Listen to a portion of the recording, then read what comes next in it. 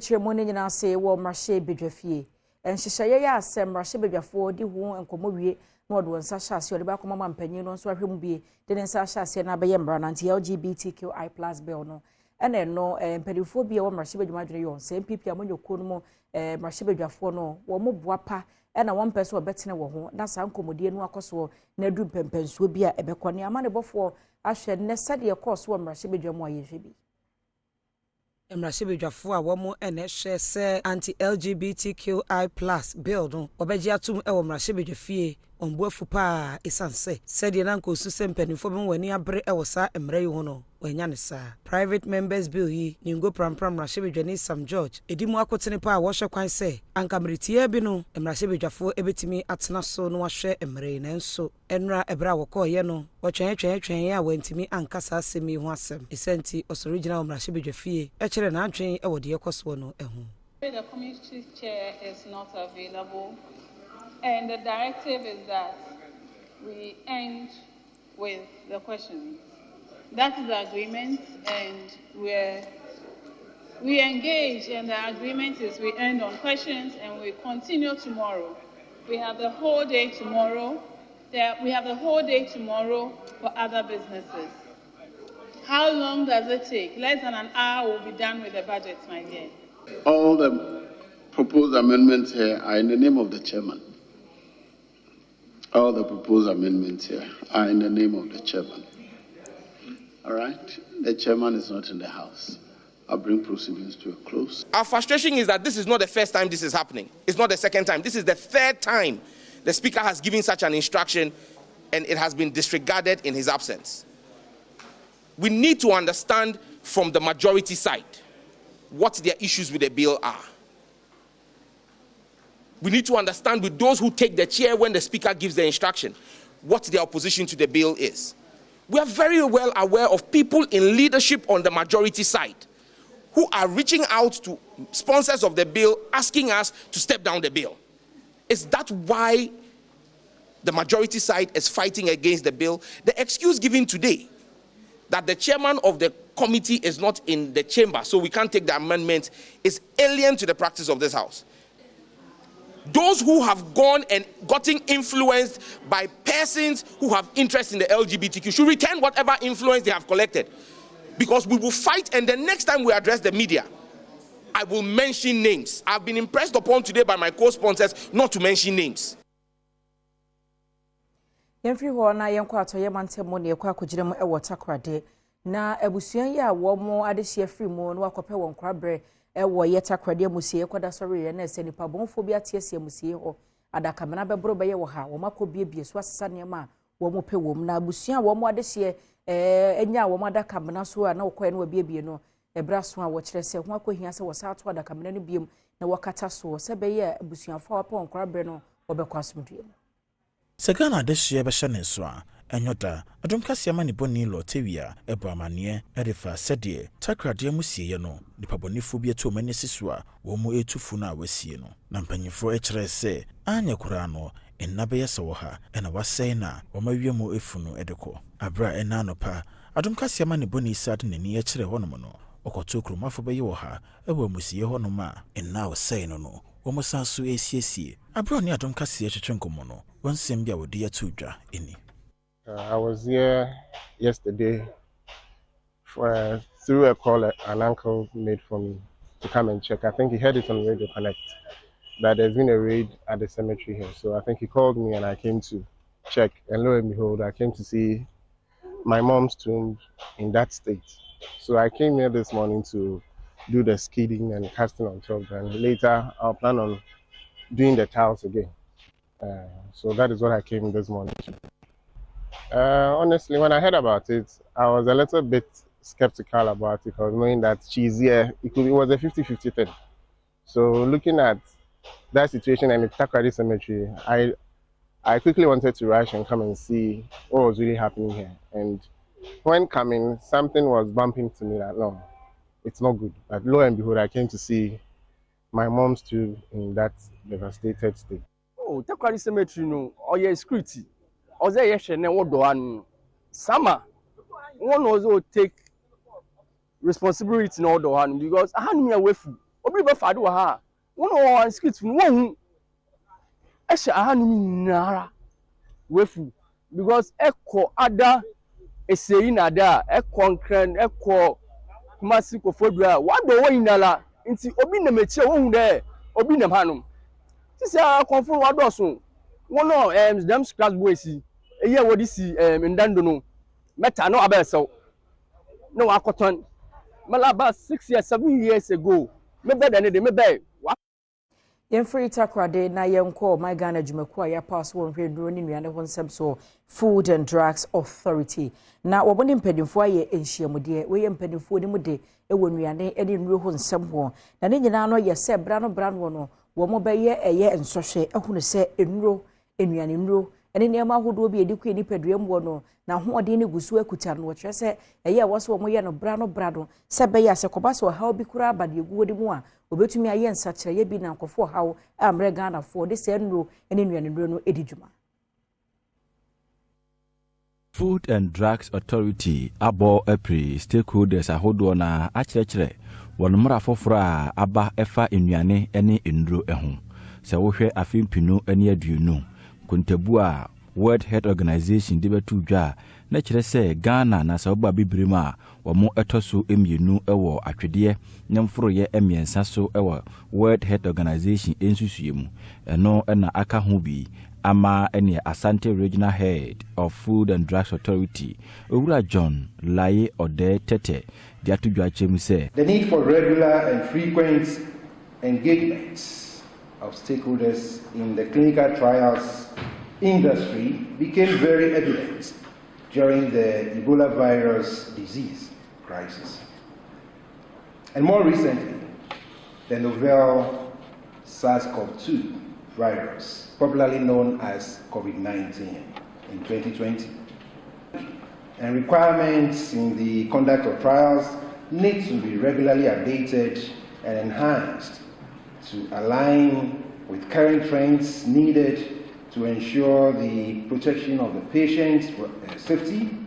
rights, and well-being while maintaining data credibility. To attain maturity level 4, it is necessary to maintain and continuously improve on the stable, well-functioning, and integrated regulatory system for medical products.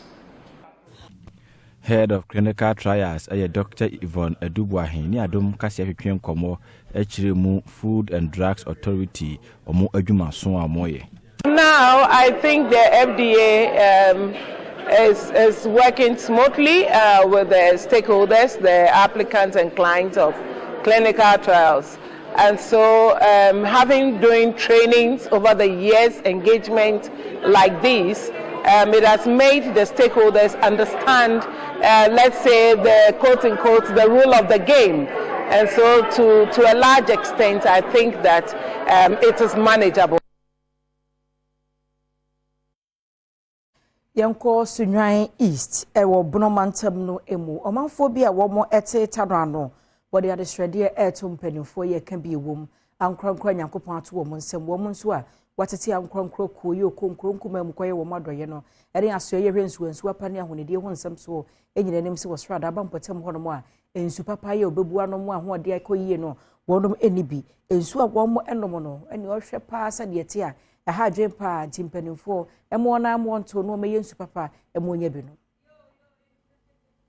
tano ano eye kwaye kuro bi wosunyane East abato mpesua so bono mantemu na esutade bi eda ho no asese ase emu ene wonya nsuo efri ekuyafo be sa apem ene wo kuro ne mu a sa nsuo ya ene wode ye won bibia omanfo bi ekire mu a adenchem ewo nsuo nim na etoda kora wotim beda nsuo na no ne senti ehu bo omanfo sa wontimi enkonko sansuo yi sanso ena awo enso ewo nsuo no anubia eno nso de wo hawo ebre wo man senti aban ene sunyane mansi no assembly emetu nsuo ema wo mo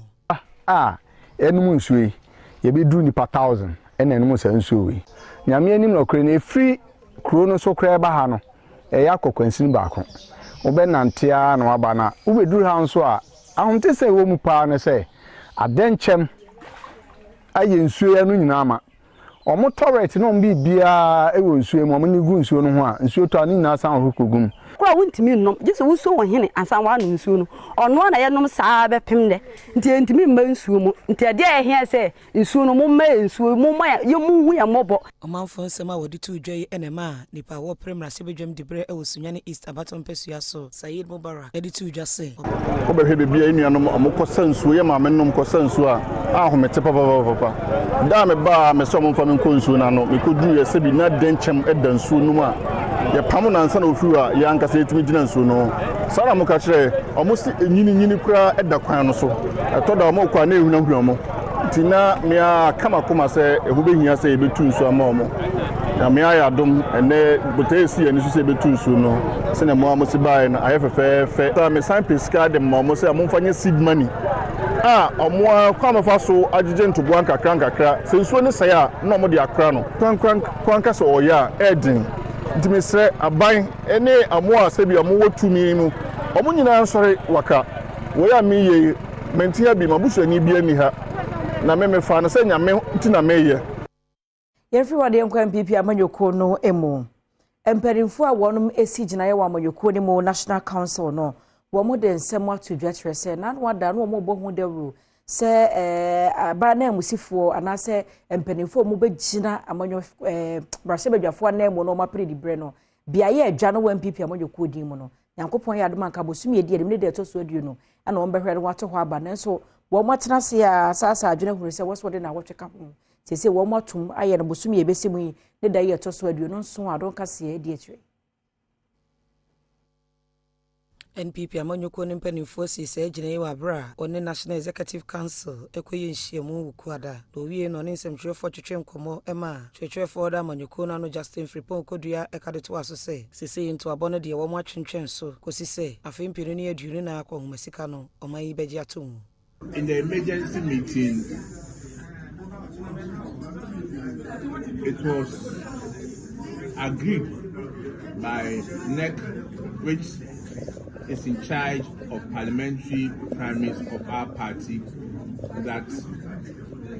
the date for the sitting members of parliament primaries be varied from 20th January to 27th January. So the new date for the elections at where the party have members of parliament will be on the 27th of January 2024. National Council enso ejitu muse Frankatunima NPP amanyoko Dr. Alhaji Mahmoud Bawumia ebe pebre na wodi nipa wone no ebegina akopre mampanyi dibre no ababetudwa. Our leader of the party and our presidential candidate should have presented his running mate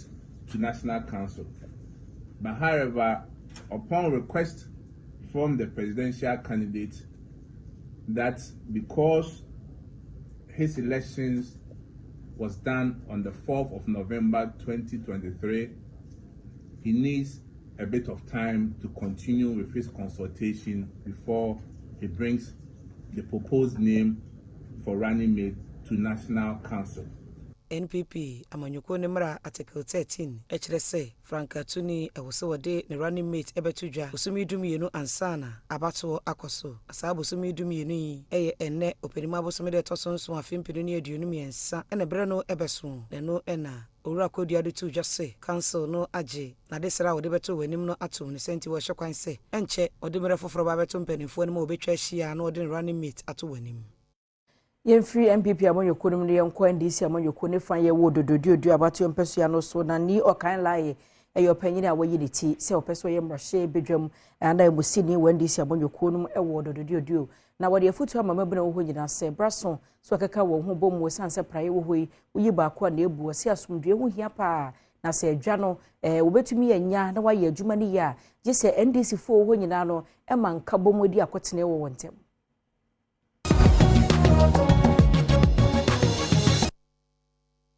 NDC amanyoko na chitafo ewo dododo abato mpesua so ewo nkramantemu ehia edwendwe kwan obefa so ayewa afamu di aboa na asomdwe aba wombro no eso se adwumadie yi nipa wo Premtobre Kasee bedwam di brani okaila yi ena edi animu a oni omanfo ekasa otwemu se sabre ne bre wo se onyina akabomu sa amanyoko baako na wogyae empapa mu wo ye MP ana upesa odu nkrofo anim no there are a lot of people are almost sacrificing emao. People sacrifice time, resources, energy, effort and everything in ensuring say omubeya MP. Inti ehun here say as a leader no you should be able to think outside the box. Now why a provision amom ebane say sesebi omu here bibia they'll be able to access funds to be able to solve their own problems, other things. And I know the pressure on MPs. So for me to be able to solve the problem ahead of time, no, I mean solve the problem no before Adom mayor PC parliamentary candidate. Ofasa kwanya so editor just say one page media wodo betimi aboabo sika no ama abato mpesua no sofo. Mo de sanse mo etu dwo wabra wo de ahyan wodo koma abato mpesua no sofo bi se won fanya adwuma na emfasi kamera. There's the activeness of politics within Ododo. No, I don't believe there's any other constituency in this country that is politically active more than Ododo. The people genuinely love the party. Party no one is support based dada. As an individual, no our family members be an anchor for be na omube to me as switch camp because of you. But the party has its base. There's no single individual obetumi aka say party or suchen party no in Ododo. It's not possible. It's not possible. Asumdwe ho asem ene ogusuwa ya woka. Yenyina ne nsem yiso na ye na ye ho nto ade mbra ye ba de aka kire no ebetwa so. Anoche wa ba mesan bo akwa ba de eduru so no ye Adom chocho. Yankopon ye Adom a fesende na abato no egusuwa ye ekoso. Prince owusu asie du atie sikrom ne omanfo chocho nkomode ne wo hwe di mu wa ye krado twen se 365 days ni beduru no no okoto aba na Prince se no omanfo kan komo no monto aso.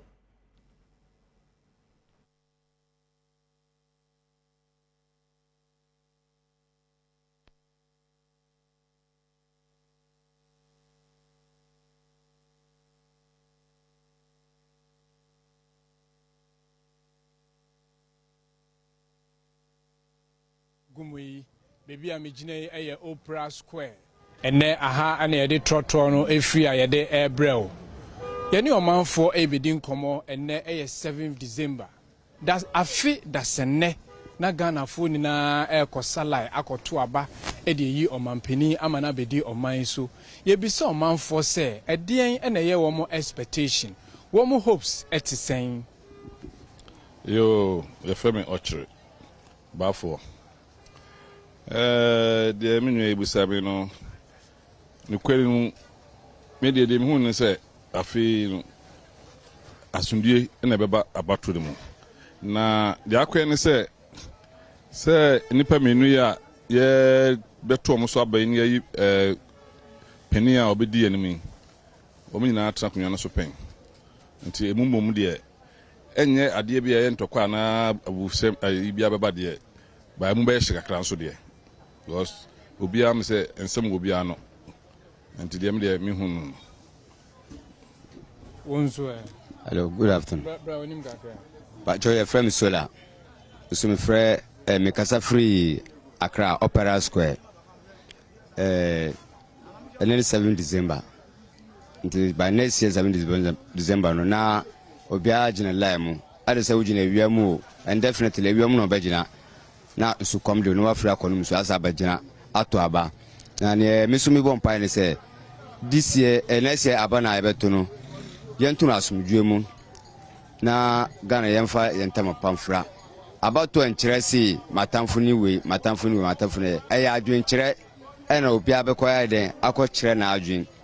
esa se sineta wo beto aba no efriwa wo se ebia meba school fees na mitimi ntua no ana se no na wo so wa den wasese wa adwen ana se ekoye ma so a bibia ekoye ma so aba na atena so na ekoye ma no na wasa to so se je to so ma me tinna misomu a mebeka no no na se de asumdwe mu na ebeto aba no mama wonso Minsu nene eye 1 year ye 2 aba eko gina ye nya ye pe o man Ghana yie na mi vision is say after about 2 na sumdie nya sumdie ne kru ye na yesre aban say mrate na wo mu no mu ne adwuma no by this coming year no obi abanya adwuma ye na sumdie so Ediabo Mangana. Midamasi. Entina abato ebeko so afie besim no mobehwe mo asitene mu na mo de ato. Ananse den na mobehwe afi da sene. Ne yebehwe ansa yebeto aba no. Me esunu me vision and esunu obi nso vision. What you say? Ntina me ntia me beto aba no say me ekoye ma me. Inshallah ekoye ma me. Why? Because maybe I'm no owana me wo.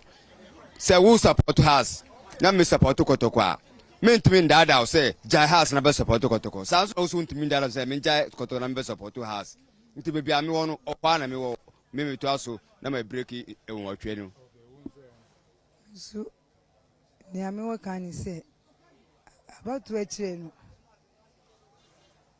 Bibia ye kruye any asumdwe because about to emunsem bebre nti yesra Yakobon so wa sitinem na de ato ana de na behwe de ato me hwe ma sitinem na me de ato pa because two parties no say challenges be mu nti ye hwe wi na me hwe ma sitinem pa na me de ato aba no because me side na enko ye mame ti ni ametu na wo madweme edu a na me be kwa akoma no me be kwa akoma no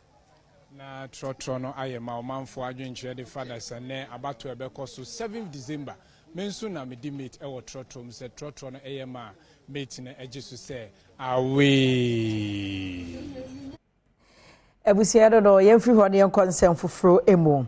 na amai makobako ha ne aduo wotwe ye wo magina ho no mo ye hwe wo mo akati asehye proye ni dream ye ni kankan do kro mo na ese Ghana ye to so aduoso mienu we ya fimpiri ni aduonu mienu no corruption perception index e ba ne senti adesuafo bi wo mayi mo wo mo create app na sa app no was what they share na kati asehye ne proye ni dream bi ho nsem e na afa ekura no ne ma bi ensem fata no wo de etuase Adom Kasee e de etwe. So here a local charity collected, this is a corruption question. So they will be giving time. So you must choose the right answer. Then you click next, and the next question comes. As the player plays along, we choose our target audience from 6 to 16 years because they are more curious and would want to learn what is happening around them. So when the questions are being given, so maybe you saw your friend Sammy collecting answers or taking pictures of the answers. So is it correct or wrong? So when you choose the correct answer, then you say, oh, so when I'm in class M. So obviously this is practical. So when I'm in class M, my friend is doing this, so I must report so that it will not lead to corruption. Children from 6 to 16, they are more curious and will love to learn about what is happening around the world. So when they grow with this, it will help them not to practice this, which will help them be patriotic citizens in Ghana. Junior high schools were actually missing out quite a lot. The basic schools were missing out quite a lot on these type of activities. And those are the formative years when they're starting to make their decisions about what they're curious about, what they might want to do with their lives in the future. And so helping them understand how STEM plays a pivotal role in their daily lives also gives them an appreciation that they too can actually follow a science and technology pathway if they want to. This is a training program for these young ones, and we wish that we had the opportunities when we were young as them. So we would want them to take advantage of all of this. We would want all stakeholders, including the Ministry of Education, the district ministry, at all the levels, to take some of these opportunities seriously, because these children are being groomed with things that most of us didn't know whilst we were in the university. And we are believing that they would have a better future than we have because of these exposures they've had. I know science is this and animals, but I didn't really know that aspect of adding engineering to the science, developing new products. So GSTEP has taught me that, yes, it's not just about Empenifo wo mo eda national service scheme no ano de abeto dwa se wono mo a omo wie esuapon ahodo na wo so omo som oman no afenkyem wansa no akoye wo madwuma nkasa no na wo de wono mo kabinti busumi no medi nkan wa afi mo metre free January ekoka May no saa ka no na akabo ni nyina no sese waje mu ama se wo de ewo mu a ewo so otu anamon na wonsaka. National Service Scheme Corporate Affairs Directorate atwonsem de kunkrata so epa manie edefa National Service Personnel sa wo mo esomo man na fe baako nenso efi January bosome wa fimpinu ne edunum yesane mu ekosi me bosome wa fimpinu ne edunum yesane mu no wo mo nsa anka wo mo akatwia na se wo kyerede a Ghana aban na gya sika mu a enche kra sa sika no womunsa ebeka na ache kra de efiada December bosome da etoso enwotwen ewa afimpinu ene adunomiensa ne modie na sa sika no womunsa aka wamana so wa osanso denkra emane national service personnel nyina se said aban no etwa January ekopim mesika ediama wo mo no sanso so na wo monhwe ne mu se June bosome ekosi October bosome aketwa ne so wo monsa ebeka ne senti odi abasobo ema wo mo nyina se wo manya apotere adi ama aban na efa hompo so maketwa no echeye na aban no kusoye na afamodie etoto niam ase de be ya eka bia odi wo mo bia no obetwa edi ama wo mo sankrata ya wodi yebetu dwa no oseye sibe entry ya wono executive director ena nensa ehwasie Young concern from Morgan's Miracle when Samson and Martin Foundation so esi Brunya wo ye December to remember drive and nti so call Madina estate in Potem hodomo nipa be ya pemni ahenu 1500 and asa ekuya so womansa ya wa register mode o makwa pomodin si achiba National Health Insurance Scheme no esubie se beboa na se ochina bi no ohododo wo abenya sa card no de akwagia yarehwe no wasumo so adwo wo mai House of Miracle Church and December to remember Jumedia no wodi ene US ejumekwa ensha banse Morgan Miracles aka bomua odi omanfo eto apomodin si echiba so kwa wonye wo mohwe wonmo edaku ya no echirimu a eboa sebe ya apomodin mapa betimi akoso ewo empotema wodo emu co-founder ya woda Morgan's Miracles organization ano Cheryl Hill na wodi sansem yetudwa. What we're doing is ensuring new enrollments and renewals for health insurance for those who are in need. We'll also provide some food for those who need it to take home. And then behind me, you can see we'll be providing hot cooked food for those who are here on the church premises today. We have been in existence for 5 years, but we consider Ghana home. We're from the U.S., but we have a very strong connection to Ghana. And specifically with the House of Miracle here in Medina with Prophet Samson and Watson. So we're here. I think this is our fourth or fifth year Morgan's Miracles coming back to Ghana. I know that we've seen last year, I think we enrolled 2,000 people for health insurance, and the impact was enormous, which is why we're doing it again this year. Mpanifo mofra emane mema ne bebotwi ewa asore no aso ya wo hye kwan se ode wo beto apomdin si achi bayi so oni Adom Kasee hwetwe enkomo ekere wadi so omo ye insurance mami na manage pass omo ye mami ezan se miniska me de bekọ akoye bi nti omo ye mami no me da omasi aboye o kwan bebre so de di kan ya like ye ntimi enya ska ntimi ankoye ye renewal of health insurance no anase new one no anyame Adom dadi nyame aka na koma na oboye no aboye pa ntnyame nhwa ne bebre ye ba ye nyame adwuma ane ye sase ane ekopim Sunday December to remember I have insurance wo mu ya aboye ni paduan so wo yare a na wo de akosan wo yarensa Abusia de adruso no ye busa se ekromo etsese adwadifo bia wo mo rege kiremu a adwan wo mu didi enso wo ho no de obedi kura no ayede Tesen dwumadie so no adwadifo a wonom ewo rage na ayekire wadwene ewo so krom se ade enya kura te se di so hye na abu yehu na se si ade ndo ba bi betra ha beto nsuo Betu betra fit anopa go se nyumbre so bag me no cry ento. Ama for the chemi 50 pesos so. Me ba betu me chen so more than half bag. Chemi nko ana krom na di ankasa. Ska for my sister dia ma obu kro for wo mfie. Family and friends room. Ana omo di e faso. Nto ba makro no ay dempa anya agro. Piso bi agro to me mo sika. Wo kunu grab to me mo chop money. And fine yeah. And now see who they support me ene. Na e china na me soma ye sa na de ni tie nti wi ase de se de kro na aye hia nkasa Ghana de se de ntumi ye bi kwa me kuma ka se forward de baba quest never onua jai enya me ma no kra ntumi nko ahya wo lai me ho bi obo ntumi nko ska ni ho do obo ntumi nko asi safi akwa ba betu ye na mo o mai ni mo ayedin ska ni ho uti ho aye nto ade nti yesra nyame se omo mbie sika no na embra na embeto ade amai na enye sika endi bronya no na oman ni mo ayedi ahuche oho se uba ye nto ade papa Milton drinks any biscuits ba ye bompa ese ye bo omo ba mo se anyama no bo ayedi ti ye bompa ese mo tini nyina omo atum nti ye bompa ese anyama no be ba fam ama omo to no so anya sika abeto amaye Pacho kromu di enye kura ya tare kura enye wa uma price ana omo so mo price sky ni krum nyoma no so ni boaede nyoma ne eton kwala nyoma ne bucket we ni boaede uma price ana omo so mo price ti kromu sky ni krum ta ba no ntiti nyoma so ma ni yeso ya fa nyoma ne hu siska minimi mami ye refa ka krokra ya yenye ti e bo 90 answer so na yenye scan dia kufu I wanted to have a brain. And so this can go from car, never got to and so. No, tis say, from the ash, a higher pan, my assistant, my eye.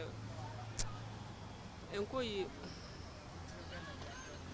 I might scasamno.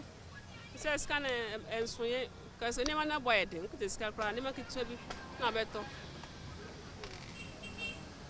Ejadifo nsɛm a wɔka nyinaa ne sɛ ɛmfa ho sɛ yɛwɔ ɔpanima abosome mu ya saa brɛ an campaign pii no ya ne wonya atɔfoɔ bebree ma wɔnom ɛtɔ adeɛ no wɔbɛtena wɔn nneɛma no ho a wonya atɔfoɔ ya ne sɛnti ama wɔn ho akyere wɔnom paa ebinom mu koraa sɛ gye sɛ wɔnom da bia wɔtɔn adeɛ no ma adeɛ kye ansa na sika a wɔpɛ no wɔn nsa atumi aka ne sɛnti krom ayɛ hyia ma wɔnom paa Free Chrome ayeshe so na yenko baby foforo na yekwa akogina mu wasunafo north mense ni mu wa hafo mantem no emu na owusu adu otoso mienu eye enyima ye hene na chemu abone mpotem ho no a ahyan kase na esuati mba no anadwo so maje kwan ya boswe na de beche no na o mama nkwanhia si nam so kunkum manfo dodo no ntie nei ode adehwede eto mpanimfo aka bi ewom e o mantem no nim se be ya nkasa ahyan kase esuati mba no wo mbra wo mo wonfa kwan ahodo so anadwo na no wusu adu echiremu a sese kwan yi ka kase a esutimba ene dura nwumra wo mo so na etete omanfo pa emo ma akoni abedie enkoso ochiremu a enkwanhia bebrebe ekoso kwan yi so betimi ateso a agesa hafomante musuafo esunafo north mc ene regional police commander eka won humbom ebra sa hye ya kase ya ne fa kwan no eso kan ye nananom tam na timaka ebo 6 a timanko enei ebo 1 12 nyina benam kwan yi so na timanam so ediewu ekunkum omo yusu moto no ti ebesre enya akwanya ide saban ti yenka wo tv so a oye besre ne se omwa na saa no nsia na timaka ntu no so timisi ano kwa amaye saa nso a ebeda nase na no wusu adu eni Adom Kasee amane boni samia sare twetwe nkomo no fa saa akwanya ne sonso de to aban anim se akwanya wodo asese wo hafo ne mpotemu nyina wo nhwe ne wonsiesie emamanfo no be fa ne se eye chen ebiribi atwam ebiri na atwam ne de first na wo de ka akora ba gise trata ebi abaye se 6 jina na 6 jina ha ba se na maban we ba no ba bia wa ya adu no aboa ye kakra na mo efiri ha ko sisi enua so timi boa ye kodu a bibi se be da o mase so mo amu de we ya kwan esitie o ma ya ba be si ba bi se ba bia adu no so hia mo se o beto aso a e de be boa ye Free hormone na yen konsem fufrom ye kwabona poye mantem no emu na bona poye mantem no so afọ ye kwasi adujan no wo kyerese o how ba akopa sesi wo pese wo hwetu ase e wabona poye mantem no mu no eya nantwie ye se akuafo enema nti de bia no fuladifo e ka nantwie so no omune akuafo ni enhia na no ena kwasi adujan de adehwede ma nananom se wo srada wo mo nansa se wo mo nsem so ma fa asase e ma fulani ni fulani ni ntumi mfa nantwie emegu emesei akuafo mfudie ti sa o ha no aba no mo ahwentena so na sa asem no wonsiesie na asomdwe bra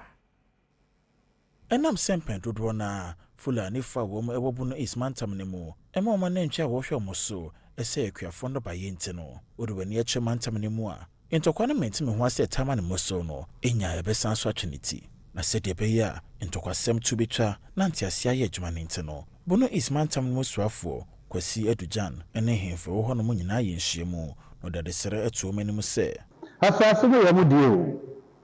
mo de ma wo mo a ena omo beba so mo fa ma omo ni to me say omo beba so Mr. Monana President, at this meeting, Mama, you make a decision on it. Now you ain't kwanya,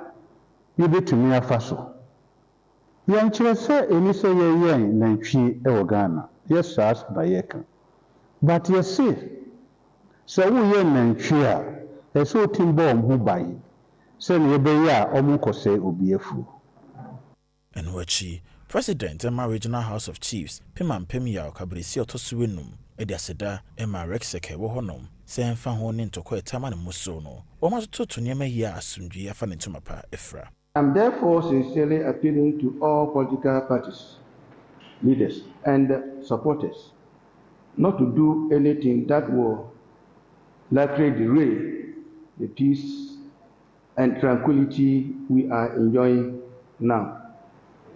We must continue to enjoy this peace,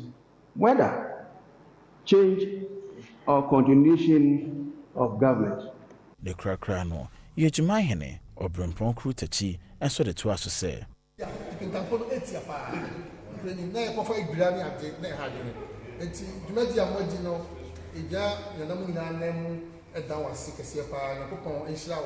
Everyone in Western North Mantam no emo.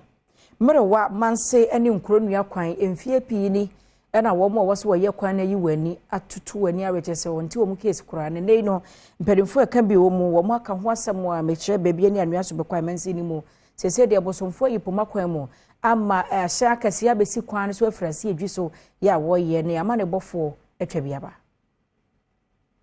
Mrewa manse aboso eni nkronua enyina ye nkro bi a ewo bibia ni anwea se bekwaye municipality ewa atoye tifoto mantam no emu na be yemfie bebreni ena won kwantempon tebia no enkoyi ne senti emane ya den de makromafo no so mo de mo no baye ebetwa kwan de kokoro foforo eso na enam se Kuantwi mining company edi omunyuma wo sakro ne mo ne ntino wo mashase a kwantempon anka tete apansam no wo yeso nsiesie daache hene na ya wasante ena ye kasamafo ema se adwuma ekui abro ne Adom Kasee hwehwe nkomo no o kire mu dinti a wo madwuma ekui etu sana moyi. I think as a company no ye ba community no there have been several challenges. One of the challenges I hear is the road network. Recent times we share Omamoti community are predominantly farmers, you know. So mbedwe bro, bedo bayre ni ade na fe obewie no. Sa no baye ni ade nyina no, ni nyina be kan wure na pro no nti no. Yehunu say no, it will be better still say you betumi put the road in shape.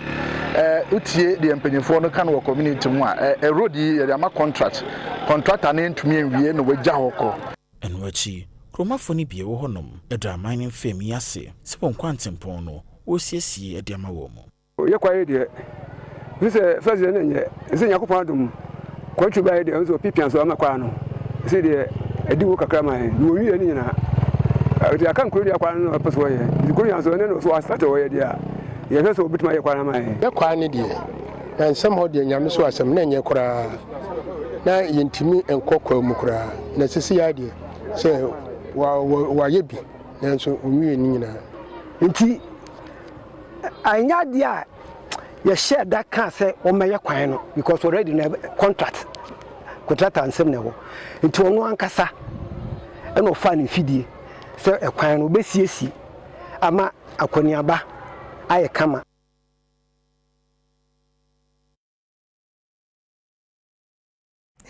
Eric Kasee edubuadi abedru ho and also okra na red pen oba be market mini exam score wo de ma yen a oba market no di scheme na to ho no erekwa aba mejo so empombo ko ni Adom bi e fine enti ene oye waye kana se wo de ne de ai waye ti de na oba market because BC results number ya so tibia o change ai de twa ho bra it was that I ho aba Premtobre Kasee beto so. I'm saying fantastic afternoon. Yes, I'm Wakwa Mraso, sir. Yadi agudi monsam Brazil kufuri base Premtobre Kasee. Kejwana kasani Eric Kasee dubuedi meka na se koyi amiana meka an koyi dia mi producers na de ma mesemenka. Bernard Padibutwa Emmanuel Taya na finso Sergio Manucho ha wo mo na twere. Wo mo na atwero. Aha, nti en ho aseba. Now, I mean just sent pass so enra match back was still and one more enjoy Manchester United ne Chelsea United for Chelsea bom e kam yenu mo timo baako ne se Man U fans ne be si na mgusu jom na he wo se sha mo share Chelsea no de chen ORGASM Chelsea channel de chen ORGASM United for ala league ni abo wi ana league akabe ayan matches o mama sound ka kamera do mama sound wi ade obi ye tintin ya se wo ka ye short ankenye obi ye short ye se wo ye tintin ankenye obi anu so ya se kwa anu so ya ankenye ti ya se ba kwa mo shege ne ge se mo yi league okro ma de ten ha ge league de mbaye ni you see your life enti na em sa de nko yi no well yan ku ani ma me ko pie mu wo John Pesre na John de jayo so no e fine man no de ne ma abeto Instagram o na comments e mani mo e memma no e na wow amada ne bonus e na wow e na John e na enti emrante mo be wo bra ni me am ho de efe ne de yo ha ja mo so papa o ma me so ho fe hwe matro with the little lease your day akwanta we na be ja akwanta se kan no ha ono ye pa no wo kosra de nua ba na wasoma no so if daddy comes out say it so omo na be ha John fi John ni ala John on always fresh to ha wa so papa mo hwene kra mo hwene no mo ha hu so ne ba na ma be kwakoka hye na yire se ma chie ukunu girl bi on ne nam kwakọ nsani ne ba kwakọ boy it's John again for Bonaba say John and then he say now man I don't know say I know simuntem simuntem say the idea simuntem ba say na o maso nyinyi say ka hu de no mo de ne FM na hu de kama boy abia mama kwai you know one time best rapper in Ghana and then evangelist Lord Kenya Sikaba hey obianko mani girl oje Sikaba cha no rapo na ono ade tum so no niema ne ade niema de bia kone body mu na say John Lord Kenya nyizo so all student of private secondary school record down and say oye mirikatu but board there e koye na omo ka kire so pass ade Lord Kenya ne ade no stubborn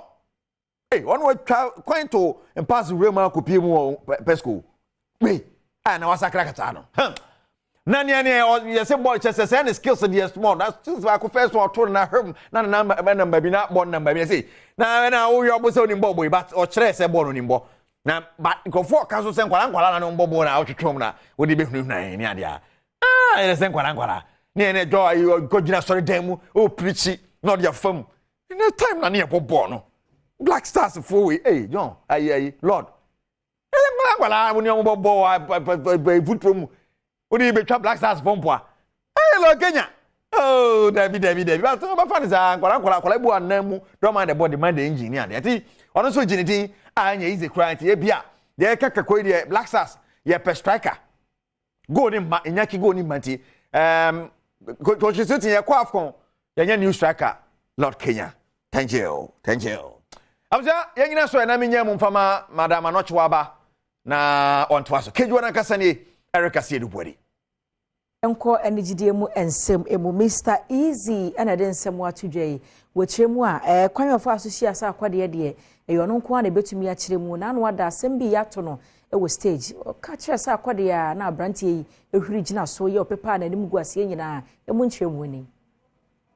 So I had the first sort of like social awards of my university, Swag Entertainment Awards. That's when I booked the Saturday, I booked R2Bs, I booked One Day Cole. As a student then. Yeah, as a student then. And I remember One Day Cole didn't show up he was in town, but he didn't appear at the show. And people thought like I'd run away with their money, and I didn't know that he didn't receive his full money. And I remember begging Saturday. It was like maybe $2,500 or less, begging him that please, even though I've not paid you complete, please just come on stage. Big shout out to Sankode.